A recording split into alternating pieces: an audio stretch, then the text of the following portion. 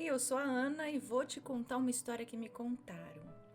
Tudo bem? Eu espero que sim, que esteja tudo bem. Já vou pedindo pra você deixar o like no vídeo se está gostando do canal, se gosta dos relatos. Já deixa seu like, se por acaso não for inscrito, se inscreva no canal, ok?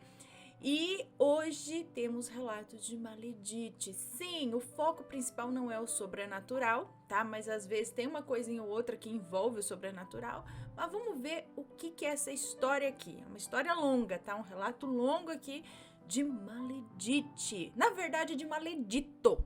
Maledito. Vamos lá para a história que é o pior maledito de todos. Olá, Aninha, meu nome é Fulana, tudo bem? Essa história é real, aconteceu comigo e eu já troquei todos os nomes. Eu resumi tudo que era possível para não ficar muito longo, tá bom? O relato tem partes mais pesadas, então eu recomendo que ouçam com carinho. É uma parte muito delicada da minha vida e eu vou tentar manter o bom humor para suavizar um pouco. Desculpe qualquer erro, Ana, estou bem nervosa ao escrever este daqui. Tá, vamos lá. Era 2019, eu tinha 27 anos e morava sozinha. Trabalhava como recepcionista e levava uma vida estável. Pagava minhas contas e era uma adulta funcional. Meus pais moravam na casa de cima da minha, então nossa conexão era muito próxima e saudável. Nessa época eu era uma mulher livre e bem resolvida. Gostava de conhecer gente nova e quem sabe, se desse tudo certo, sair em um encontro ou outro, sem nada demais. Apenas para conhecer mesmo, afinal eu era solteira, né? Tinha uma regra bem clara. Nunca me envolver com homens casados ou comprometidos. Queria desbravar o mundo com a minha jovialidade, mas sem machucar ninguém. Não desejava para nenhuma mulher o que eu não queria que fizessem comigo. Eu estava solteira há cerca de 3 anos e só tinha encontros casuais. Por mais que adorasse essa fase de leveza e feminilidade, eu queria alguém para ser o meu par. Alguém com quem dividir a vida, mas não tinha pressa também. Queria viver livremente e se alguém aparecesse que fosse algo bom e saudável, né? Naquela fase eu me considerava uma mulher bonita e na verdade sempre tive muita vaidade. Eu me sentia bem e feliz comigo mesma. Eu gostava bastante do meu trabalho e, embora não ganhasse muito, eu conseguia pagar as minhas contas e isso já era suficiente para mim, por enquanto, pois estava iniciando naquele ramo e tinha muito caminho pela frente ainda. Enfim, era uma vida tranquila. Era mais um dia comum em casa, aproveitando minha folga para descansar e curtir o dia com o meu cachorrinho vira-lata caramelo, que eu amo mais do que tudo nesse mundo. E aí entro no Facebook e vejo uma solicitação de amizade. Clico no perfil e vejo um rapaz interessante. Fisicamente, ele se parecia um pouco com o humorista Thiago Ventura, com o estilo das roupas e o boné, sabe? Rosto também bem parecido e a voz era idêntica, menina. Pode falar isso, Aninha, ajuda a criar uma imagem mental do maledito. Lá vem. E alguns de nossos gostos eram muito parecidos. Eu sempre amei um bom e velho rock and roll e quando vi que ele tocava em uma banda e curtia o mesmo estilo, eu encontrei ali um ponto em comum e decidi aceitar a solicitação. Uma observação aqui. Ele morava na mesma cidade que eu, mas eu nunca o havia visto pessoalmente. Imediatamente ele me chamou no bate-papo e começamos uma interação leve e divertida. Maledito será o seu nome aqui, porque se eu chamá-lo de Satanás, é capaz que o tinhoso se sinta ofendido por tamanho insulto. Misericórdia. Lá vem! Nossas conversas evoluíram e levamos as interações para o WhatsApp. Passamos a nos falar todos os dias e, Ana, conforme isso acontecia, eu ia criando uma imagem mental dele. Eu imaginava a energia, a voz, a personalidade e a imagem que eu criei na minha mente era incrível. Eu fui muito tola de acreditar que aquilo pudesse ser real, né? Eu o via como descolado, centrado e good vibes. Quando eu digo good vibes, Ana, eu quero que você entenda exatamente o que eu sentia, tá? Ele era magro, alto, vestia roupas com estilo skatista, era músico, baterista de uma banda. Não parecia um cara mulherengo, pelo contrário, parecia muito ligado à natureza, aos animais e à simplicidade das coisas. Nas nossas conversas, ele ouvia, respondia com atenção, fazia perguntas inteligentes, mostrava senso de humor. Tudo parecia genuíno. Voltando aqui. Certo dia, então, após tantas conversas, aleatoriamente ele me mandou uma foto. A primeira, além das que já tinha nas redes sociais. E isso é importante eu esclarecer, pois a foto que ele me enviou era ele totalmente real, sem máscaras. Não era uma foto antiga de um Facebook antigo, entende?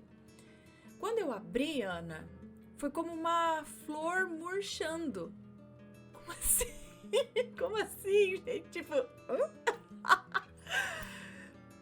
Algo quebrou totalmente a imagem que eu havia criado na minha mente. Uai! Eu achei que, tipo, não era como nas outras fotos, tipo, sabe? Por exemplo, nas redes sociais tinha colocado uma foto de quando ele tinha, sei lá, 19 anos, aí na vida real. A hora que ele manda a foto, assim... Não, mas não é isso que ela tá falando. Não é a imagem física dele, era uma foto normal dele, ok, entendeu? Só que a partir do momento que ela abriu aquela imagem, algo quebrou totalmente a imagem que eu tinha criado na minha mente. Mas ela não tá falando do rosto, fisicamente, entendeu? A energia da foto era pesada. Eu não senti uma coisa boa olhando pra ele. Parecia diferente fisicamente também, e a energia era bem densa mesmo. Talvez não consigam visualizar o que eu tô falando, mas eu sei bem o que eu senti quando eu olhei pro rosto dele naquela foto. Após isso, eu decidi me afastar. Me mantive distante por semanas e ele continuava me procurando, mas algo em mim o repelia com força. Até que um dia, ele enviou um áudio. Eu decidi abrir e ouvir. Uma coisa sobre o maledito aqui. Ele sabia como me tratar de modo carinhoso. Tinha assunto para tudo. Falava do dia dele e eu do meu. Realmente nós tínhamos uma conexão. No áudio, ele dizia que não sabia por que eu havia mudado, que sentia falta das nossas interações e que se eu desse uma chance, provaria que valeria a pena nos encontrarmos pessoalmente. E naquele momento, por fraqueza, carência talvez, decidi retomar as interações. Ignorei o primeiro alerta e que isso nos sirva de lição, meninas. Sempre escutem a sua intuição. Ana, se eu tivesse escutado o primeiro alerta que veio no dia da foto.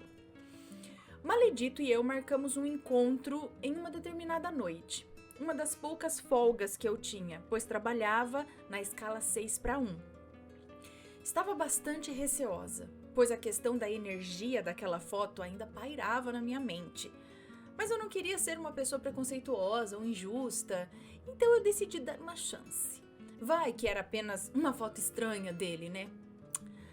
Bom, me arrumei toda, uma blusa preta com pequenas margaridinhas amarelas, num estilo meio hippie, uma calça preta, cintura alta e uma sandalinha simples nos pés. Estava me sentindo muito bem e confortável.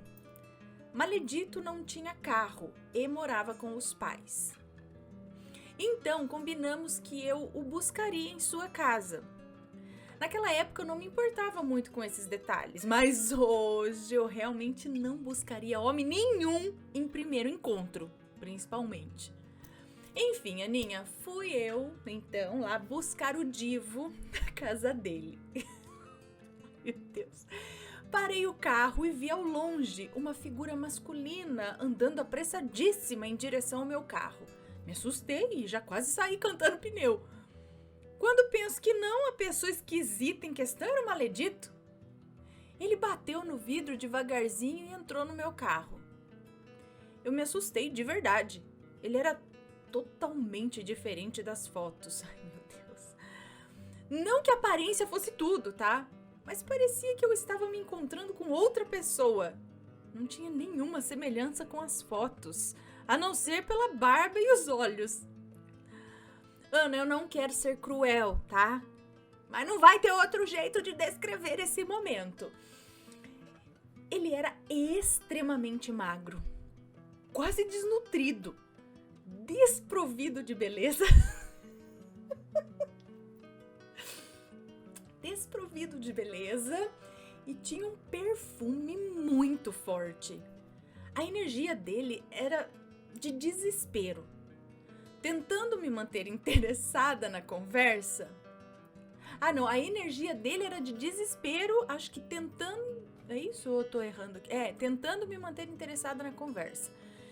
E ele tava agitado, falando alto e sem parar. Aí eu decidi que eu iria no encontro como uma pessoa educada, né? E que caso ele quisesse continuar, se porventura ele tivesse se sentido atraído por mim, porque pode ser também que ele não tenha me achado bonita, né? Conversaríamos como dois adultos e cada um seguiria seu caminho. Tudo com educação e respeito, ok, né? A escolha do local ficou por conta dele. E ele escolheu um boteco bem simples mesmo. Tipo risca-faca, sabe? Com os pingus tudo cambaleando do lado. Ai, senhor. Não teria sido minha primeira escolha, mas tá tudo certo, tudo bem. Eu não sou fresca nem nada, então tentei aproveitar mesmo assim. O encontro foi rolando e o maledito era bom de lábia, o bicho. Bom de lábia. Ele ia falando sobre ele e eu tomando um suco. E já bolando a minha saída estratégica daquela situação. Após algum tempo, o maledito olhou pra mim bem no fundo dos meus olhos e disse: "Posso te dar um beijo?" Ai, sabe o que é?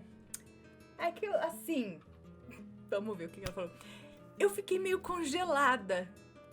E respondi sem graça, tipo, depois. Bem tímido, assim. Depois, talvez nunca. O papo dele era legal. Falamos sobre música, bandas, rock and roll e sobre as nossas vidas. O maledito morava com os pais, né? E tinha uma filha de 15 anos. Trabalhava fazendo bicos por aí e não tinha estabilidade financeira. Na época eu tinha 27 anos e ele tinha 35 anos. Eu fui gostando da conversa dele e achei que poderíamos ser bons amigos, porque ele até me parecia muito gente boa. Mas olhando os nossos objetivos de vida, realmente não tínhamos nada em comum. Eu queria crescer profissionalmente, eu tinha voltado recentemente de um intercâmbio, eu estava fazendo cursos na minha área após me formar na faculdade, enfim. O maledito vivia acampando, tocando seu som, dormindo na casa dos amigos, sem emprego fixo. Ele deixava claro que não queria nada com nada da vida. Não era o parceiro que eu idealizava, mas poderíamos sim ser bons colegas. E eu o tratei com muito carinho e respeito durante todo o encontro, afinal, ninguém é melhor do que ninguém. Após muita conversa, fomos para o lado de fora do boteco para tomar um ar e ele simplesmente me puxou com delicadeza e me deu um beijo. Foi um momento meio constrangedor e eu deixei rolar. Não tentei empurrar nada. Ele era extremamente confiante, cheio de atitude.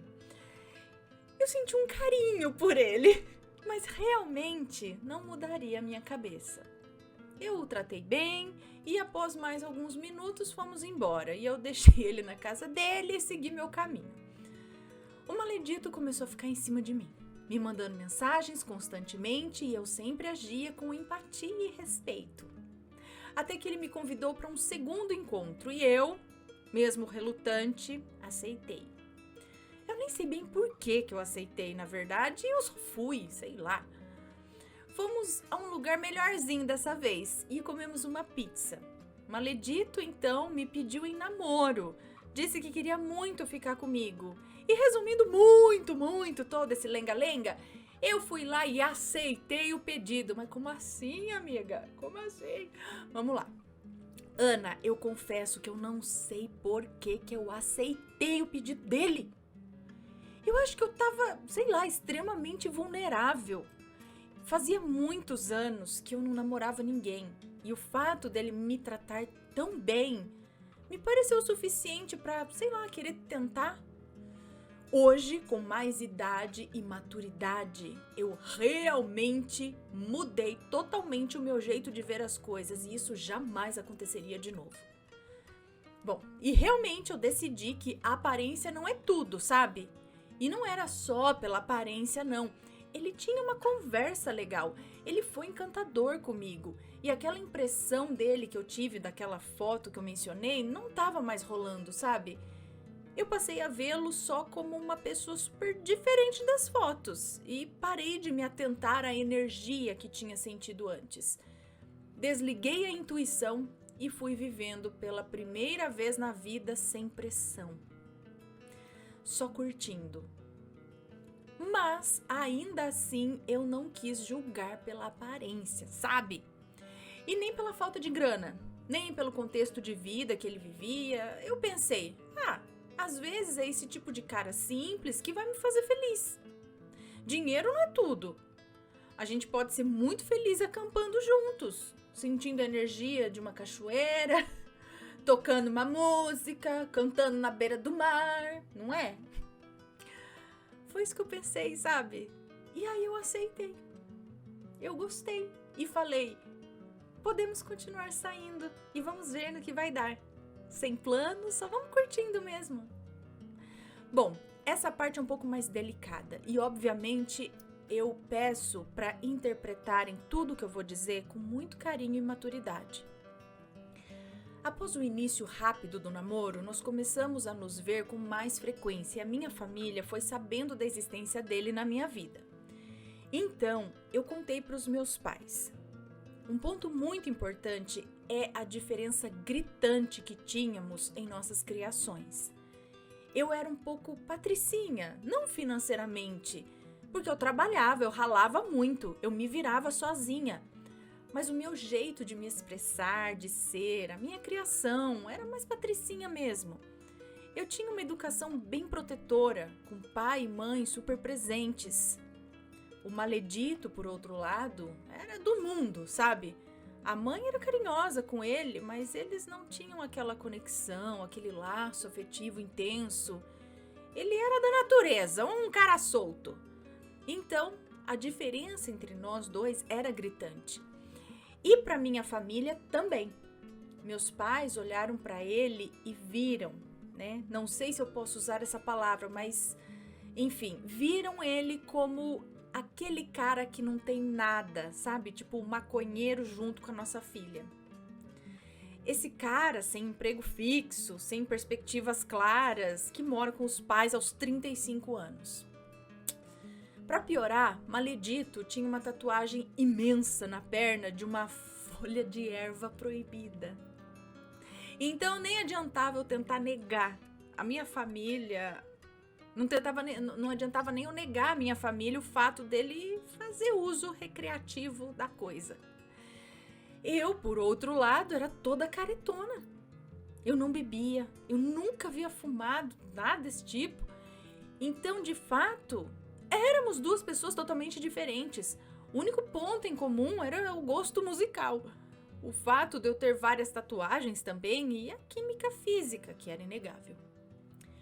Então, conforme foi ficando mais evidente que eu estava namorando sério o Maledito, os meus pais começaram a pegar muito no meu pé por conta disso. Só um minutinho, deixa eu só ver se tá tudo certo aqui, ok. Eu achava que isso era preconceito da parte deles e falava: vocês são preconceituosos, que horror! Vocês me criaram para ser uma pessoa de bem e agora são super preconceituosos com meu namorado.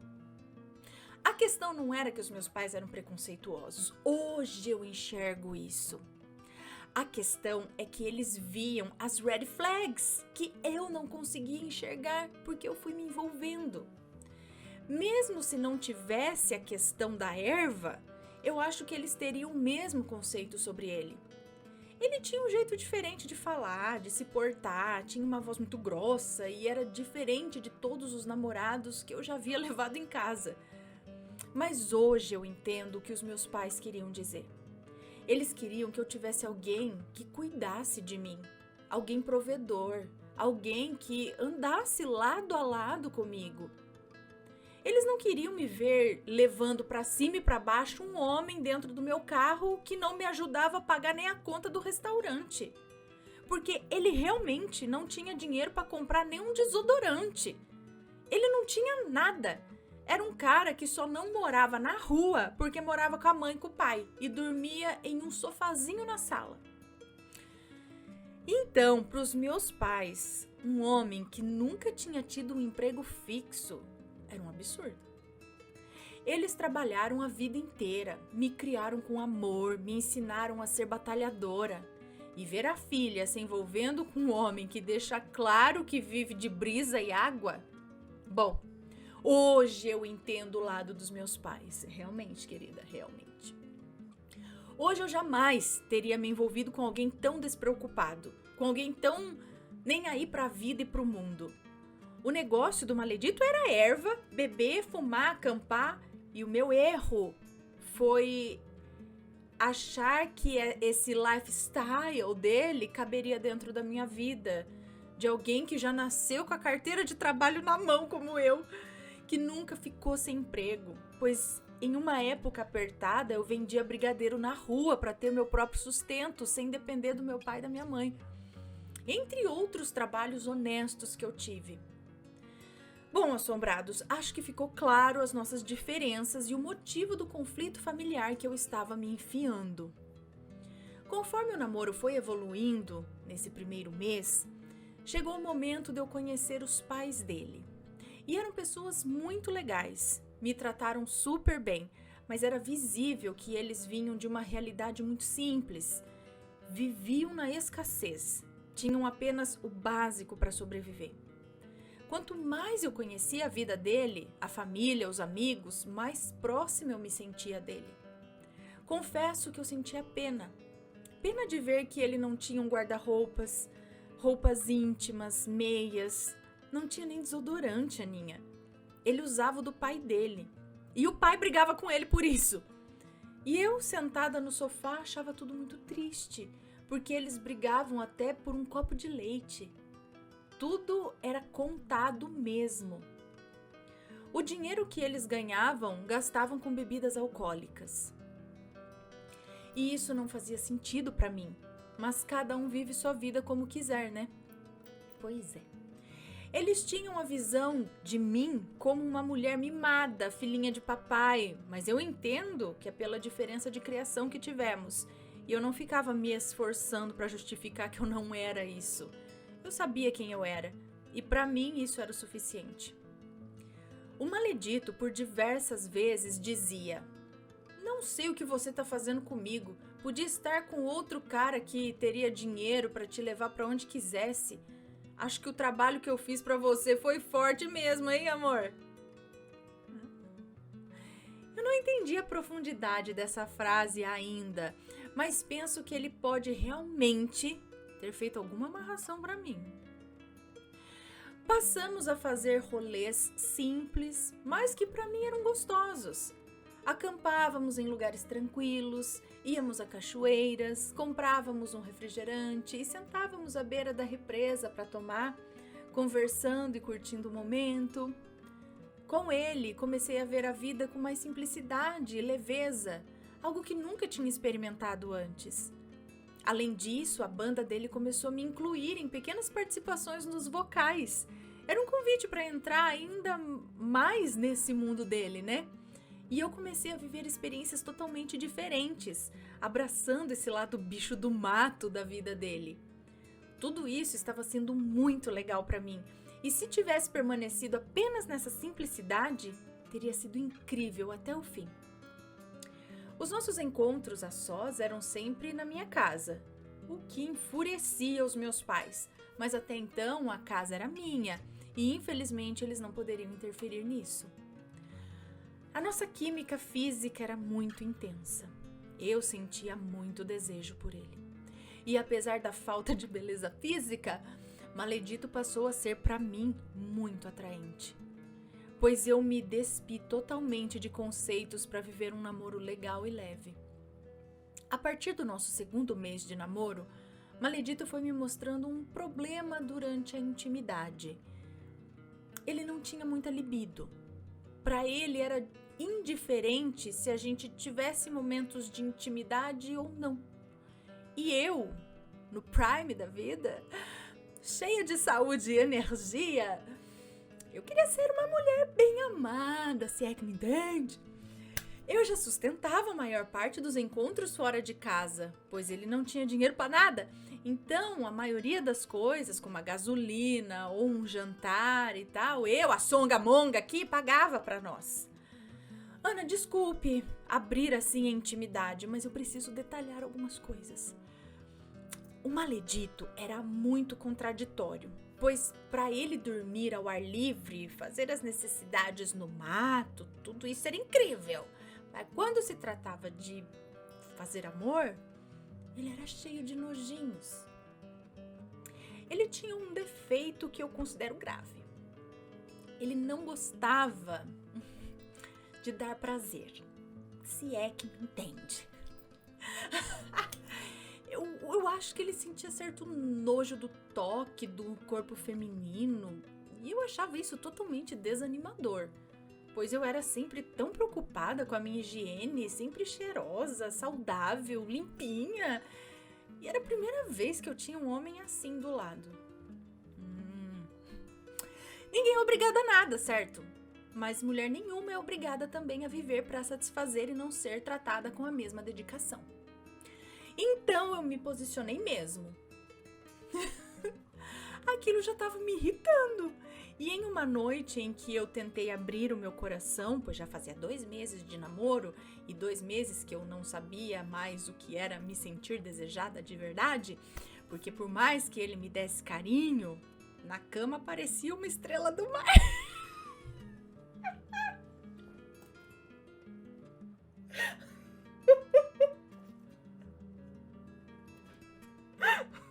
Desculpa.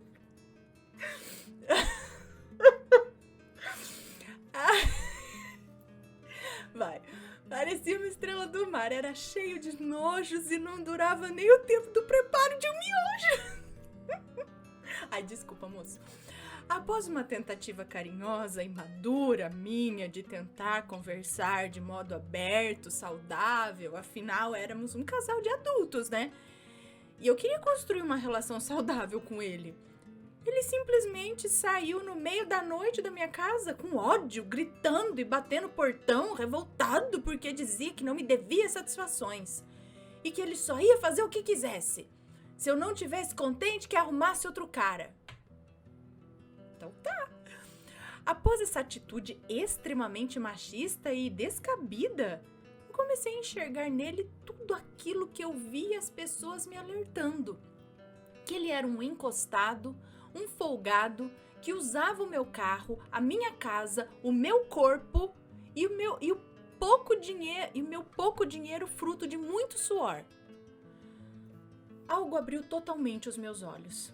E dias depois, eu o chamei para tomar um lanche em uma lanchonete no centro da cidade. E gentilmente expus tudo que eu estava sentindo. E no final terminei a relação. Pois não admitia que um homem me tratasse com tamanho desprezo. Não era apenas pela questão sexual, e sim pela forma como ele lidava sempre que estava frustrado. Batendo portão, gritando comigo. Isso era um grande alerta e eu não poderia mais continuar. Muito bem. Mas tem muito relato ainda aqui pela frente, gente. É sério. Tem muito relato. De repente eu até divido. Eu até acho que vou dividir isso daqui em parte 1, parte 2, meus amigos, minhas amigas. Porque já tem 30 minutos de relato e deixa eu te contar. Eu não cheguei nem na metade. Tá? Então, eu vou contar mais um pouco e vamos ter parte 2. Certo? Vou deixar vocês curiosos. Bom, beleza. Vou continuar mais um pouco aqui até chegar o coisinha aqui meio que na metade. Ele ficou revoltado com o término. Foi embora indignado e eu senti um peso enorme saindo dos meus ombros. Aquele homem realmente não fazia mais sentido na minha vida. Eu aceitaria uma vida simples ao extremo ao lado dele, mas só queria ser tratada bem, como quando começamos. Era o mínimo que eu esperaria dele. Certa noite, antes do episódio do término, nós estávamos no sofá assistindo uma série e eu, de repente, vejo uma menina de uns 5 aninhos de idade entrando pela porta da sala. Opa, temos uma parte sobrenatural aqui. Estava muito quente aquela noite, então deixamos a porta da sala aberta para entrar uma brisinha fresca. A garotinha era branquinha, cabelos pretos, chanelzinho e franjinha, olhos verdes muito grandes e um sorriso super arteiro no rosto. Ela era exatamente igual a mim naquela idade. Essa garotinha veio em minha direção, ficou a poucos centímetros do meu rosto e falou como um fantasminha, em um tom bastante sapeca. "Bu!" Após dizer isso, ela deu um sorrisão largo acompanhado de uma linda gargalhada e saiu correndo. Do mesmo modo que apareceu, ela desapareceu na minha frente, assim do nada, no ar. Eu olhei para ele e perguntei: "Amor, você viu essa menininha entrando aqui na sala?" Ele, sem entender nada, mas não muito interessado, respondeu que não tinha visto nada. Guardei aquilo comigo e segui a vida, mas aquele encontro foi uma das coisas mais lindas que já me aconteceu, principalmente por ela se parecer muito comigo. Foi como me ver em outra dimensão. Ela era uma cópia exata minha ou da filha que eu sempre havia sonhado em ter. Voltamos então para a minha vida logo após o término. Era dia 25 de dezembro de 2019 e já fazia alguns dias desde o término. Maledito e eu mantivemos contato e tudo estava indo bem. Minha família e eu estávamos aproveitando as festividades de final de ano juntos e a opinião sobre o Maledito era agora unânime. Realmente o término havia sido a melhor escolha. Passei o Natal na casa dos meus pais, que era colada à minha, e no fim da noite fui para minha casa com os meus cães amados. Minha mãe se juntou a mim e foi dormir comigo, pois eu me sentia meio mal, pesada, com dores fortes no pé da barriga, assim, sabe? Achávamos que poderia ter sido algo que eu tinha comido durante a ceia. Já fazia uns dias que eu não me sentia bem, na verdade, e eu achava que poderia ser algo emocional, né? Que o breve namoro talvez tivesse mexido mais comigo do que eu imaginava. Minha mãe foi ao meu quarto dormir para que ela tivesse mais conforto, cedi a minha cama e eu fiquei no sofá assistindo televisão, pois a cólica havia piorado muito. E como eu achava que finalmente a minha menstruação poderia estar descendo, eu fiquei mais tranquila, afinal eu sempre tive muitas dores no período menstrual e isso explicaria muita coisa. Já fazia uns dias que descia só um pouquinho e parava, depois voltava novamente. E eu, achando isso muito estranho, decidi naquela madrugada fazer, sei lá, talvez um teste de gravidez. Só para confirmar o que eu já imaginava, que não estava grávida. Afinal, eu havia tomado cuidado com o Maledito. E eu só havia me relacionado com ele e antes dele não tinha ficado com ninguém. Fui ao banheiro discretamente e fiz o teste. Fiquei esperando o resultado aparecer, realmente achando que não teria nada demais, e foi quando eu quase morri de susto. Estava lá, 2 tracinhos muito bem marcados. Cadê? Ai.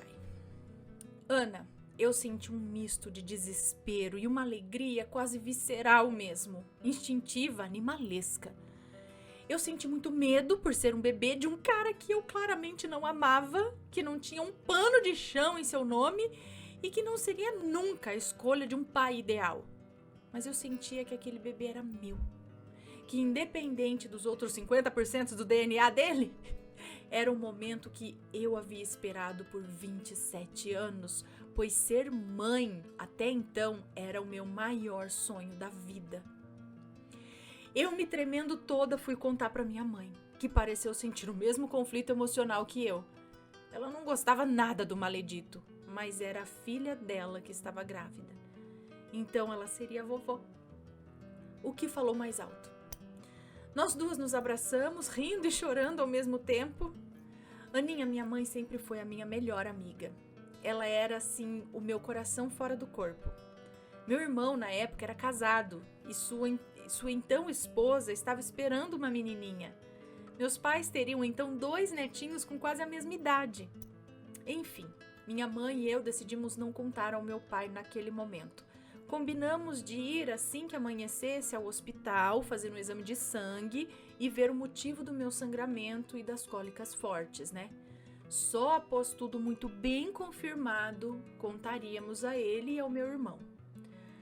Assim fizemos, e chegando ao hospital, foi confirmada a gestação. E eu tremia feito doida e chorava de emoção.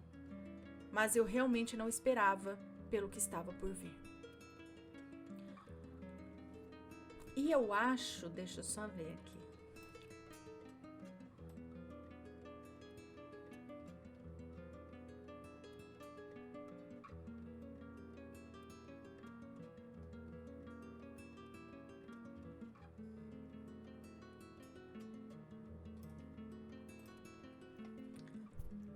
Tá, continuando. O médico fez um exame de toque e constatou que a minha gestação era de extremo risco e que eu teria que ser internada imediatamente, pois qualquer movimento meu poderia fazer o neném não resistir. Eu fiquei deitada sozinha naquela sala gelada enquanto ele ia pedir a minha preparação para internação.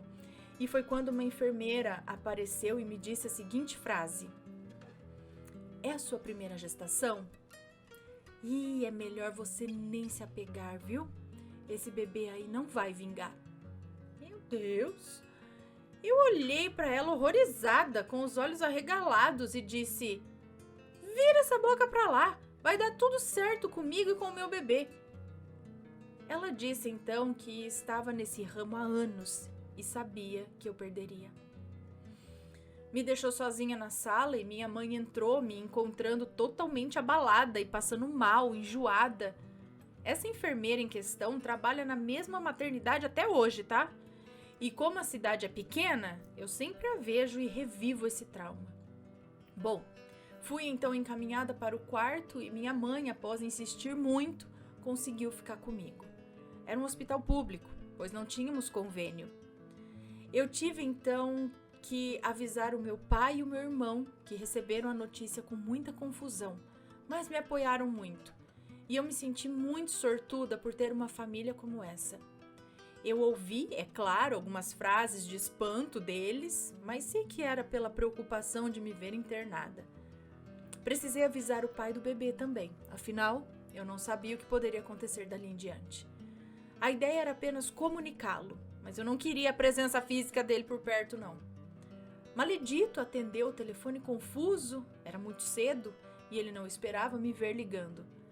Contei a ele tudo e após poucos minutos, mesmo dizendo que não precisava, ele chegou ao hospital muito aflito. No horário de visita, pedi a minha mãe com muito carinho para se retirar por um momentinho, pois eu precisava falar com ele. E ela, mesmo zangada comigo, aceitou. Maledito entrou no quarto e foi logo me beijando na testa.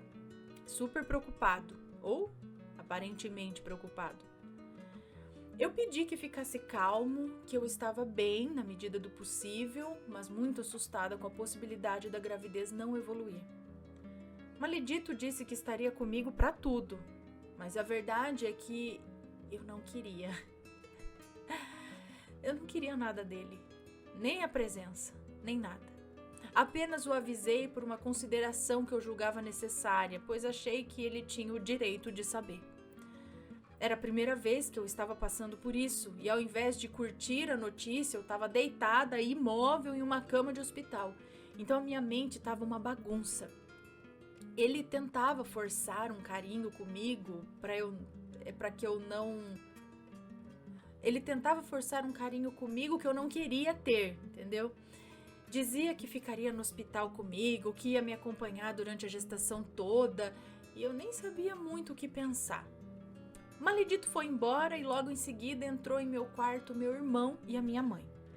Quando o vi, ele é meu único irmão e 3 anos mais velho que eu comecei a chorar copiosamente. Tinha tanto medo dele me julgar, me achar uma tola, mas o que eu recebi foi apoio. E ele, tão bonitinho, trouxe uma sacolinha com absorventes para mim, alguns sabonetinhos e coisinhas de higiene, pois sabia que eu ficaria ali muitos dias. Eu vou resumir essa parte, tá? Fiquei internada alguns dias e fui liberada para ir para casa e continuar em absoluto repouso. Após alguns dias, eu teria que ir ao laboratório fazer um exame de sangue para ver se os hormônios da gravidez haviam subido. Se sim, eu estaria progredindo, se não, eu teria perdido mesmo. Fiz uma ultrassonografia, mas não viram o bebê. Ainda era muito cedo, segundo o médico, mas o meu útero estava realmente compatível com uma gestação. Maledito ia todos os dias, 2 vezes por dia, ao hospital me ver. Fazia carinho no meu cabelo, mas não levava um absorvente sequer. Não compraria um cotonete se eu precisasse. Minha família pagou por todos os exames e o medo de precisar fazer um pré-natal começou a me tirar a paz. Pois o maledito, ao invés de ir buscar trabalho, ele saía com os amigos para beber após me visitar no hospital e me falava que estava comemorando com a sua galera, pois iria ser papai.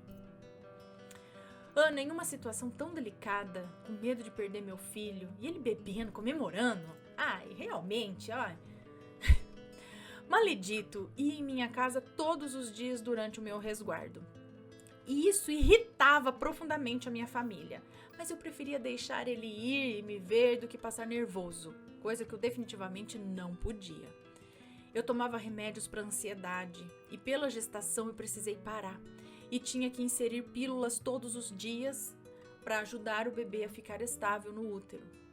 Eu estava vivendo um pesadelo dentro do meu sonho.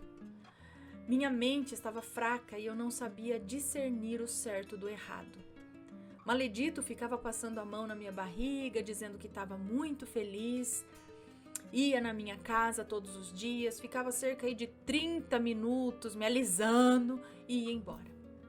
Eu, por outro lado, não sentia nada por ele, nem ódio nem amor. Eu só respeitava a posição dele de pai do bebê, mas não tínhamos nada mais juntos. Eu só queria ter saúde para conseguir levar essa gestação sozinha. E tinha esperança que com o tempo o suposto apego dele a mim e ao nosso bebê passaria.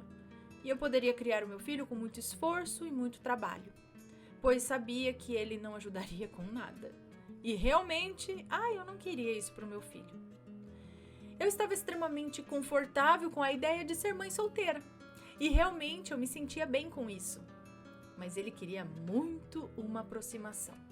E eu percebia que ele estava feliz. Era com o pretexto da gravidez e não com a ideia de ser pai em si. Bom, o dia do novo exame chegou. O maledito veio até a minha casa para me acompanhar, fomos ao laboratório e eu, com o coração na mão, fiquei aguardando o resultado. Voltei para casa e o maledito foi embora. Era o aniversário do meu pai naquele dia e eu não poderia ir, pois não podia subir escadas, então eu fiquei quietinha em casa esperando. A noite chegou e com ela o resultado online do exame. E ali eu descobri uma das maiores dores do mundo. A dor de saber que o meu sonho não ia se realizar. Meu bebê não estava mais comigo. E não importava quantas vezes eu havia cantado para ele na minha barriga. Quantas vezes eu havia orado a Deus para deixar ele ou ela comigo. Mesmo assim, não tinha mais nada ali. Apenas a lembrança de um dia ter me sentido mãe. Ana, não me importava o fato do bebê não ter conseguido crescer. Eu já era mãe. Eu já me sentia mãe. Eu já amava incondicionalmente aquele pequeno ser. Eu imaginava como seria o rostinho, se seria como a minha menininha que apareceu para mim em espírito na sala de casa, ou se seria um rapazinho de cabelinhos pretos e olhos verdes. Eu era mãe. E até hoje, quando alguém me pergunta se eu tenho filhos, eu engulo um nó grande e penso o que responder. Naquele momento, a minha mãe veio carinhosamente me consolar.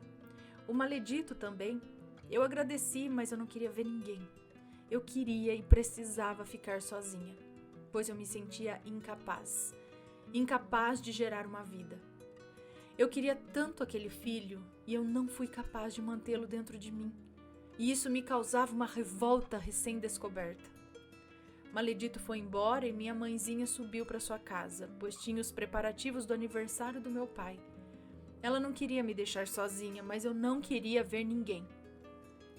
Foi quando então meu irmão chegou.